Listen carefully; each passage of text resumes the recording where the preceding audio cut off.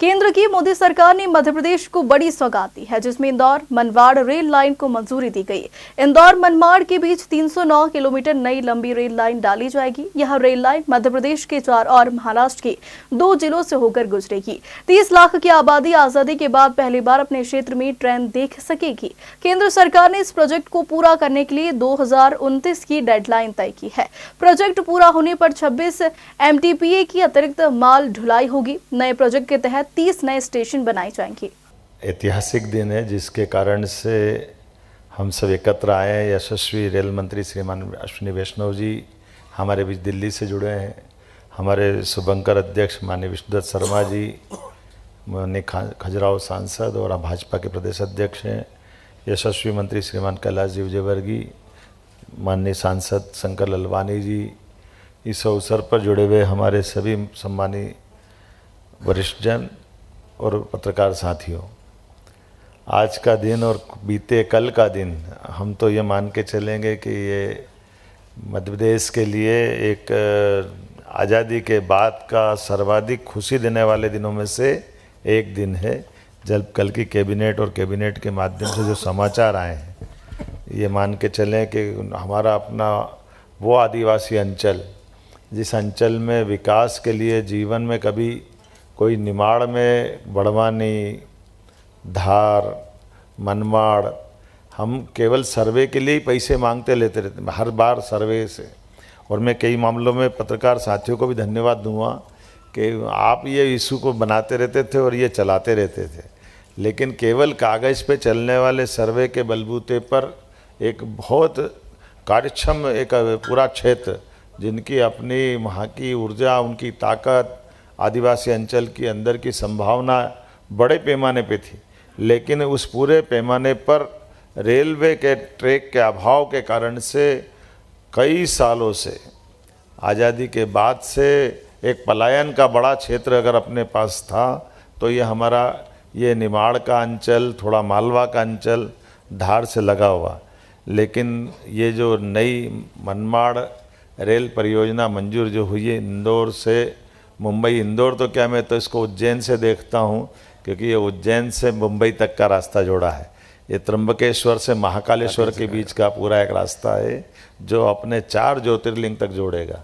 और एक तरह से ये अभी बदलते दौर में जिस प्रकार का समय बदला है, इस बदले हुए दौर में इस परियोजना का महत्व तो हमारे सबके सामने बोलने से ज़्यादा जब ये हो जाएगा, इसके होने मात्र के करंट से अपने आप एक स्फूर्ति जिस ढंग से जगी है, वो हम सबको एक अलग दौर में ले जा रही है। कल्पना करना थोड़ा सा अभी भी ऐसा लगता है कि क्या वाकई 18,500 करोड़ की रेल लाइन कोई एक झटके से ऐसे ही कर सकता है क्या? वाकई लगता है कि 56 इंच के सीने वाले की सरकार है, माननीय नरेंद्र मोदी जी की सरकार है। और ऐसे ऊर्जावान हमारे रेल मंत्री की है। जब उनने पिछली बार जब मैं मिला दिल्ली में, उन्होंने कहा था कि हमारे आप ये रेलवे स्टेशन के विकास की, रेलवे स्टेशन के स्टॉल की, या ये तो परंपरागत डबल लाइन करना है, मीटर गेज से ब्रॉड गेज करना है, ये तो करते रहेंगे, आपको नए रेलवे नेटवर्क की बात करना चाहिए। और उन्होंने इतनी अच्छी बात कही माननीय वैष्णव जी ने, उन्होंने कहा कि मध्य प्रदेश में नए रेलवे नेटवर्क खोजना और वो प्रस्तावित करो, उन सब के लिए अपनी सरकार पैसे देगी।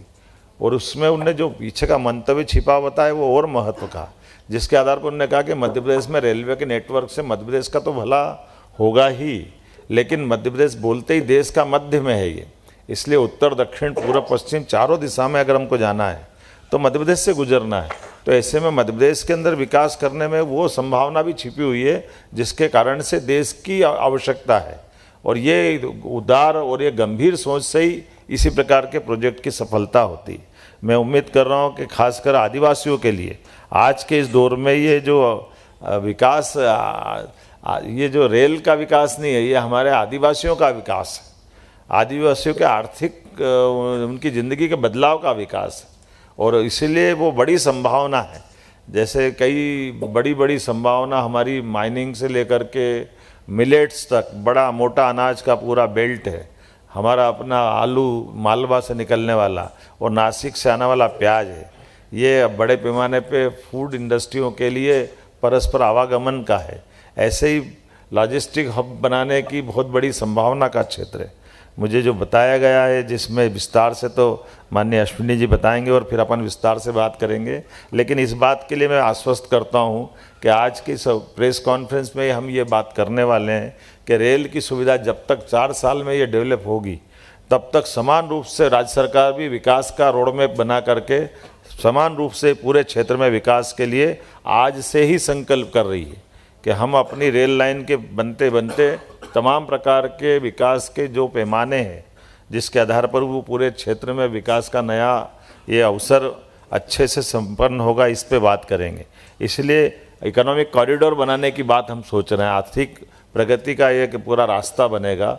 इसीलिए बड़वानी, खरगोन, खंडवा, धार, इंदौर, उज्जैन, इस पूरे बेल्ट में जैसे हमने पहले एक प्लान किया हुआ है डेवलपमेंट की दृष्टि से कि ये जो हमारा वास्तव में रेल नेटवर्क जुड़ रहा है, जो बड़ी कठिनाई के बाद भी लेकिन बड़ी उपलब्धि होगी, खंडवा से सीधा इटारसी, इटारसी से भोपाल, भोपाल से आगरा होकर दिल्ली जाने वाला बहुत लंबा रूट है, लगभग 200 किलोमीटर का चक्कर उसका भी बचता था। तो ये जो सीधी हमारी जो खंडवा से महू होकर के उज्जैन रेल लाइन आ रही है और नागदा होकर के दिल्ली जाएगी, तो ये लगभग 250 किलोमीटर का चक्कर बचाएगी। उसी प्रकार से ये रेल लाइन भी हमारे लगभग 200 किलोमीटर का चक्कर बचाने वाली। अब 200 किलोमीटर मतलब 4 से 5 घंटे हमारे सीधे बचेंगे। ये आज के इस दौर में वाकई में एयर डिस्टेंस की दृष्टि से तो ये सेंटर में था, लेकिन रेल पथ न होने का नुकसान था कि हम इतना लंबा, हमको सूरत जाना, अहमदाबाद, उधर घूमते हुए जाना पड़ता था। अब सीधे आवागमन का रास्ता बनेगा।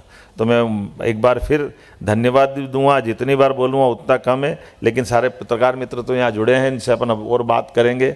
अभी हमारे माननीय रेल मंत्री जी का और भी कहीं समय है, तो मैं उम्मीद करता हूँ कि उनका भी जोड़ करके उनका मार्गदर्शन ले लें। और ये अभी तो हमारा 2028 का कुंभ मेला है, लेकिन आपने शुरुआत में ये जो बड़ी सौगात दी है, मैं आपका अभिनंदन करता हूँ। बाबा महाकाल का आशीर्वाद हमारे इस रेल पथ के माध्यम से माननीय मोदी जी तक, माननीय वैष्णव जी तक पहुंचा है। और ये हम एक तरह से ऐसा भी मान सकते हैं कि हमारे पास एयरपोर्ट की कमी थी, तो ये मुंबई का एयरपोर्ट दिलवाने का काम आपने कराया है। ये नए हमारा सीधा एक मार्ग सुगम किया है कि अभी तक हम जहाज़ के जरिए सामग्री पहुंचाने के लिए अभाव महसूस करते थे।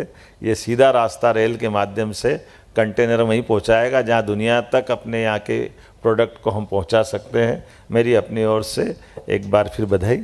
और आशीष जी, अब माननीय अश्विनी जी को याद कर लें।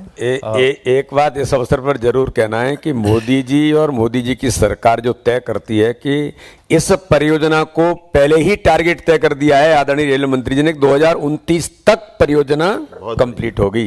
ये मोदी जी की सरकार है कि जो हम कहते हैं उसे समय पर पहले ही टारगेट दे दिया कि 29 तक परियोजना पूरी होगी।